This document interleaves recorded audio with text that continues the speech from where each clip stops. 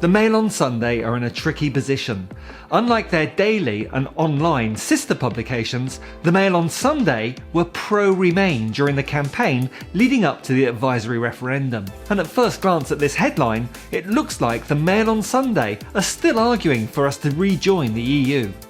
But as always with these right-wing tabloids, the mental gymnastics they perform in order to blame everything on the EU is quite astonishing. I've read the full article, so you don't have to. You're welcome.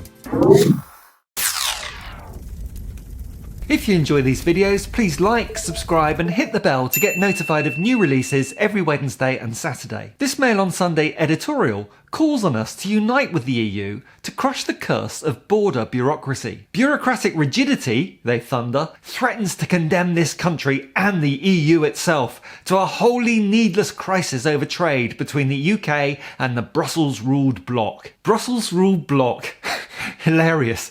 Let's stop right there and reflect for a second at the choice of language. Bureaucratic rigidity threatens to condemn the EU, they claim. I would argue that bureaucratic rigidity is the very essence of the European Union. It's all about rules, standards and regulations across 27 different countries. And yes, that does require a hell of a lot of bureaucracy. They then say that this bureaucracy has led to a wholly needless crisis over trade. Yes, I totally agree that this crisis in trade is wholly needless. The crisis was a direct result of the UK Brexiting.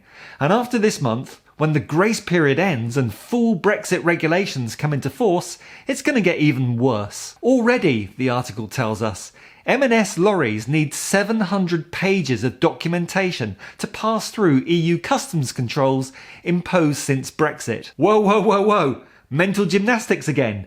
EU customs controls imposed since Brexit. EU customs controls have been in existence for decades, but after Brexit, for the first time since 1972, the UK became subject to those customs controls. You know, to truly understand the Brexiter mindset, you have to be very aware of this type of disingenuous language that Mail readers are subconsciously subjected to day in and day out. The article goes on to say that the customs controls are especially nonsensical since this country's food standards have not declined since we regained our independence. Where do I start? Regained our independence? An independence we never lost in the first place, for reasons I explained in detail in a previous video on the structure of democracy within the EU. And yet Brexiters also claim that Johnson's so-called oven-ready deal, which has been anything but, is still giving away too much of our independence. Or sovereignty, as they like to call it. Oh, and also, the Mail on Sunday is quite right. As far as I know, our country's food standards have not declined since leaving the EU. But the Johnson government are refusing to sign up to equivalence agreements guaranteeing that the UK will continue to match EU food standards. It is this failure to agree on common standards that has led to us being treated as the third country that we are, outside of the EU. Outside both the single market and the customs union. Back to the article. In October it says, as the grace period agreed in the Brexit talks comes to an end, we are supposed to impose our own similar tiresome and self-harming restrictions on goods coming into this country from the EU. We have to wonder whether it is not a political legacy left to us by the EU's chief negotiator, Michel Barnier. I'll pause there again. Why do you have to wonder about the EU's chief negotiator?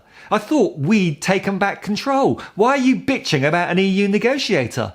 You know, either it was imposed by them, in which case so much for taking back control, or, and this is the actual truth, it's the UK itself that has decided to impose restrictions on goods coming into the country from the EU.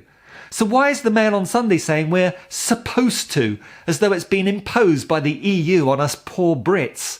The mental gymnastics again, a mixture of the UK is superior and world-beating, and the UK is a victim of those pesky Europeans and their bureaucracy. Now we come to my favourite bit about the EU's chief negotiator, Michel Barnier, who, the Mail on Sunday declare, has openly declared his candidacy for the French presidency and perhaps thinks his ambition will be helped in the coming vote by a reputation for giving the English roast beefs a hard time. has openly declared his candidacy for the French presidency, they say. Reading the right-wing tabloid press is like entering an alternative universe. And don't try this at home, kids.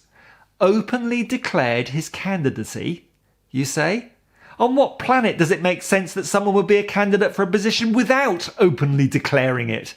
It's enough to make your head explode.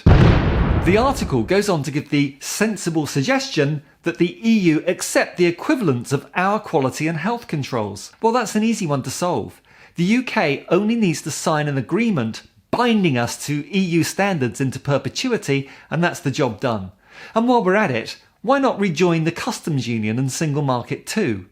It strikes me the Mail on Sunday's stance is that they want all the benefits of a single market and a customs union without what they see as a humiliating acceptance of compliance to EU regulations.